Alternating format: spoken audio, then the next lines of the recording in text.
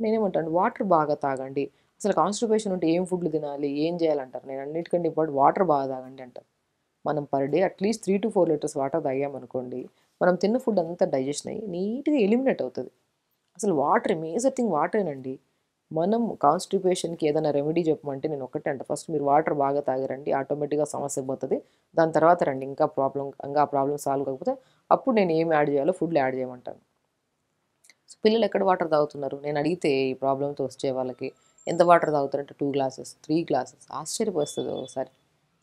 2-3 glass తాగడం ఏంటండి? శరీరంలో 5 లీటర్ల బ్లడ్ ఉంటది. దాన్ని అసలు డైల్యూట్ చేయాలి, హెల్తీగా ఉండాలంటే అట్‌లీస్ట్ మనం 3.5-4 లీటర్స్ వాటర్ తాగాలి.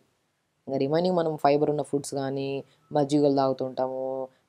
ఉడకబెట్టిన రైస్ ఇవన్నీ తింటుంటాం కాబట్టి అక్కడి నుంచి వాటర్ వస్తాయి. సో, అక్కడి నుంచి మన ఈ 1 లీటర్, ఈ 3.5 లీటర్, 1 లీటర్, 4 లీటర్స్ అన్నా, 4.5 లీటర్ అన్నా కవర్ చేయొచ్చు. వాటర్ లేకపోతే ఎక్కడ? So, constipation leads to less water. Water సరిగ్గా తాగకపోతేనే మోషన్ సరిగ్గా రాదు.